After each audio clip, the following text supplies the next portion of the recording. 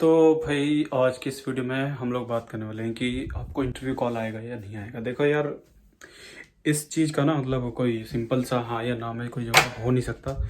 इसका मैं ना थोड़े बहुत रीज़न आई विल ट्राई कि मैं आप लोगों को कुछ रीज़न के साथ बता सकता हूँ। मतलब मुझे भी एग्जैक्टली पता नहीं है कि हाउ इट वर्क्स कि मुझे इंटरव्यू कॉल आएगा या नहीं आएगा। तो देखो भाई, एग्जैक्टली तो मैं बता नहीं सकता कि आपको आएगा या नहीं आएगा, बट कुछ गेस कर ले, मतलब इस टाइप से गेस कर सकते हैं कि देखो क्योंकि आपने देखा होगा कि जब आपको ऑफर लेटर आता है या तो कंडीशनल आएगा या अनकंडीशनल आएगा। तो जब कंडीशनल लेटर आता है ना, उसमें तो आपको मोस्टली देखो, मुझे मेन चीज़ तो पता नहीं है कि कंडीशन किस चीज़ की आ सकती है, लेकिन मोस्ट ऑफ प्रोबेबली जो आती है वो आइलेट्स के रिलेटेड आती है। और ये सबसे ज़्यादा उस पर डिपेंड करता है कि अगर आप अगर 12th के बाद अप्लाई कर रहे हो तो आपके इंग्लिश के मार्क्स देखे जाएंगे 12th में। और अगर आप मास्टर्स के लिए अप्लाई कर रहे हो तो आपके अंडरग्रेड की डिग्री देखी जाएगी कि आपकी ओवरऑल परसेंटेज कितनी है। अगर वो 70 या 60% से अबव आती है तो आपको चांसेस ज़्यादा है कि इंग्लिश का टेस्ट के लिए या कंडीशन तो आपको आने वाली नहीं है। और इसमें एक दूसरी चीज़ भी डिपेंड करती है कि आपके अगर हरियाणा बोर्ड या पंजाब बोर्ड से हुआ तो मोस्ट प्रोबेबली आपको कंडीशन आ सकती है कि इंग्लिश का आपको टेस्ट देना होगा। देखो, मैं श्योर नहीं हूँ, मैं जस्ट रिसर्च किया या थोड़ा बहुत इंटरनेट वगैरह पे देखा था, तो उसके अकॉर्डिंग ही बता रहा हूँ। तो हो सकता है कि ये प्रॉपर गलत भी हो सकता है किसी का आए किसी का ना आए। तो ये एग्जैक्टली मतलब ट्रू भी नहीं है, फॉल्स भी नहीं है, बट मोस्ट प्रोबेबली अगर आपका 50% या 60% के बीच में है और आप अगर हरियाणा बोर्ड या फिर पंजाब बोर्ड से 12th पास आउट हो तो मोस्ट प्रोबेबली आपको इंग्लिश आइलेट्स का रिक्वायरमेंट आ सकता है और फिर आपका इंटरव्यू कॉल भी आ सकता है। चांसेस है कि आ सकता है, मैं श्योर नहीं हूँ इस चीज़ के लिए कि आएगा या नहीं आएगा।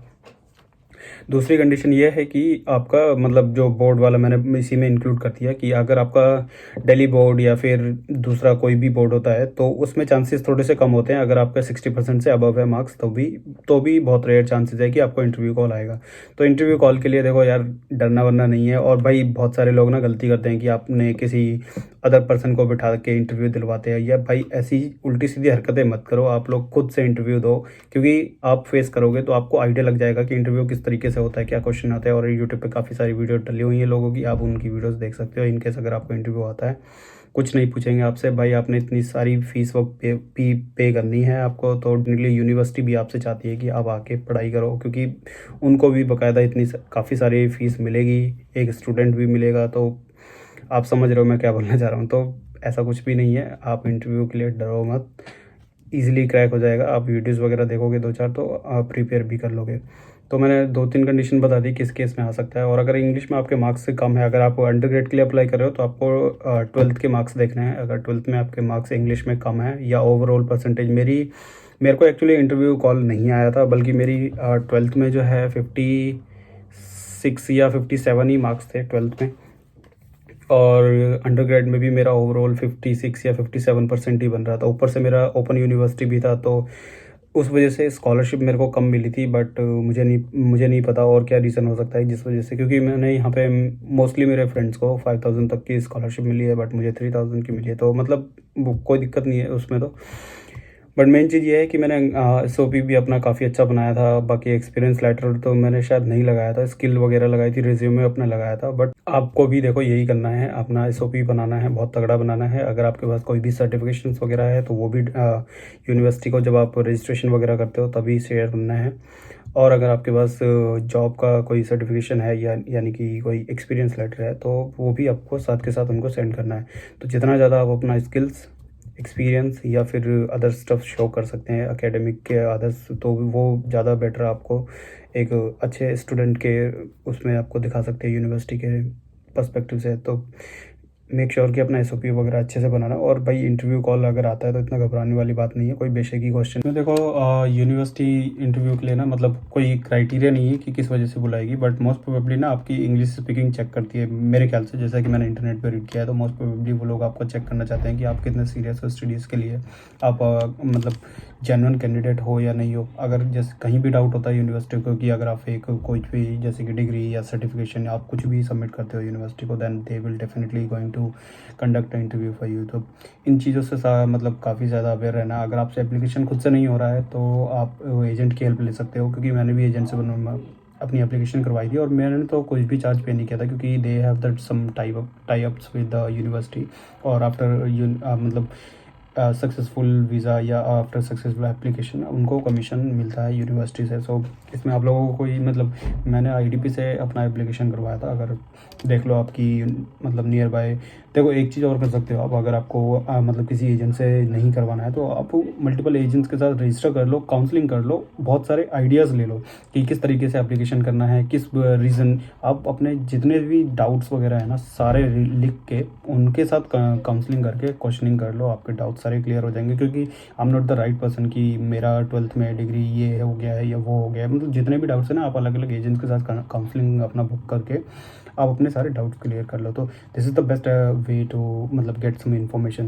क्योंकि ज़रूरी नहीं है कि आप उनके साथ रजिस्टर हो गए हो तो आपको उन्हीं के साथ वीज़ा फाइल या सब कुछ करना पड़ेगा, ऐसा कुछ भी नहीं है। आप फ्री काउंसलिंग करो अपनी और डिटेल्स वगैरह सबमिट करो, उसके बाद देखो बहुत सारा आइडिया मिल जाएगा कि, और उनसे अपनी इंग्लिश रिक्वायरमेंट का भी आप पूछ सकते हो, इंटरव्यू आएगा या नहीं आएगा। ये तो देखो वो भी नहीं बता सकता, मतलब अगर आपको बोल रहा है कि नहीं आएगा या आएगा तो वो सारी गुमराह करने वाली बातें हैं। आपकी अगर इंग्लिश में मार्क्स अच्छे हैं तो मोस्ट प्रोबेबली आपको नहीं आना चाहिए। क्योंकि देखो मेरे तो 56% थे 12th में और प्लस यूनिवर्सिटी भी मेरी ओपन यूनिवर्सिटी थी, मैं आपको बता चुका हूँ। उसके बावजूद भी मुझे नहीं आया तो मोस्ट प्रोबेबली आप लोगों को भी नहीं आना चाहिए। अगर मैं ऐसा उम्मीद मतलब एक्सपेक्ट करता हूँ कि आप लोगों के इंग्लिश में मार्क्स काफ़ी अच्छे ही होंगे। बाकी हरियाणा बोर्ड और उनका देख लेना, और फेक डिग्री वगैरह बिल्कुल सबमिट मत करो यार, क्योंकि बहुत गंदी लग जाएगी। अगर यहाँ से बच गए तो माइट पॉसिबल कि एयरपोर्ट इंटरव्यू पे आपको फंस जाओ। तो देखो इन सब का फ़ायदा है नहीं, कहीं ना कहीं आगे चल के प्रॉब्लम ही आनी है। तो और अगर आप एसएक्स यूनिवर्सिटी में आ रहे हो तो मेरे ख्याल से अगर आपकी 50 तो नहीं मतलब 60% से अबव, क्योंकि मेरे तो 50 से मतलब 50 और 60 के बीच में उस मतलब बहुत 12th के भी मार्क्स मेरे कम थे और ये अंडर ग्रेड के भी मार्क्स मेरे कम थे। इनकेस अगर आप वो एसएक्स यूनिवर्सिटी में आ रहे हो तो माइट पॉसिबल, अगर 60% से ज़्यादा है ना तो आपका बहुत रेयर चांसेस है कि इंटरव्यू का आएगा। But it depends, might possible कि आपका कोर्स डिफरेंट हो और मेरा क्राइटेरिया जो है वो अलग था, तो माइट पॉसिबल कि हो सकता है। देखो इसमें ना कोई भी श्योरिटी नहीं है कि आएगा नहीं आएगा, कोई भी आपको नहीं बता सकता। और अगर आपका इंटरव्यू आता भी है तो उसमें मेरे ख्याल से वो बेसिक क्वेश्चन से ज़्यादा आपसे कुछ ज़्यादा पूछने वाले नहीं है। मोस्ट प्रोबेबली क्वेश्चंस आपको हो सकता है कि आपने ये कोर्स क्यों चूज़ किया है, आपने यूके ही क्यों चूज़ किया रादर देन कि इतनी सारी यूरोपियन कंट्रीज़ है, why you have not selected any of them. तो इस टाइप के क्वेश्चन आंसर देखो आपको बहुत सारे मिल जाएंगे। और आपने इस कोर्स में इंटरेस्ट क्यों दिखाया है मतलब, और एसओपी में आपको देखो अगर एसओपी आपने मेंशन किया है जो कि स्टेटमेंट ऑफ पर्पस होता है तो आपको उसी पॉइंट के मतलब उसी पॉइंट्स को मोस्टली एक्सप्लेन करना पड़ेगा। क्योंकि और एसओपी आप किसी और से मत बनवाना, सब लोगों को रिक्वेस्ट है कि भाई अपने से खुद से एसओपी बनाना है, because no one knows you better than you. तो इस वजह से आपको खुद से बनाना चाहिए।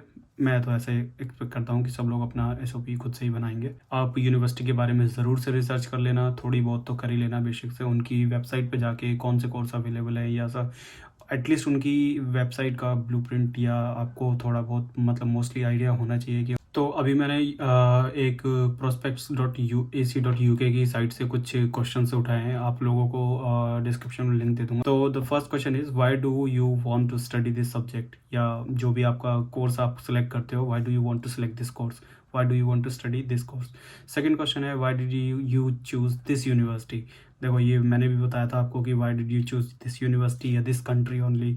How did you describe yourself, how did you describe yourself, what are your strength and weakness. ये तो पूरा काइंड ऑफ इंटरव्यू हो गया।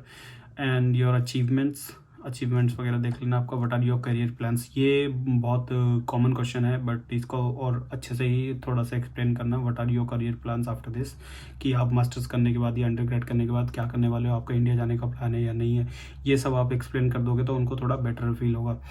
वाई, और हाँ, why should we offer you a place rather than the other student. तो ये भी देख लेना, क्वेश्चंस वगैरह देख लेना, आप अपनी तरीके से प्रैक्टिस कर लेना। यूट्यूब पे इंटरनेट पे काफ़ी सारी वीडियोस वगैरह डली हुई हैं, आप जाके सर्च करोगे कि यूके इंटरव्यू क्वेश्चन आंसर, तो आपको यूट्यूब पे भी काफ़ी सारी डिटेल्स मिल जाएंगी। होपफुली आपको मतलब वीडियो से कुछ भी इन्फॉर्मेशन या मिला हो तो प्लीज़ सब्सक्राइब जरूर कर देना। मिलते हैं नेक्स्ट वीडियो में, जब तक के लिए बाय।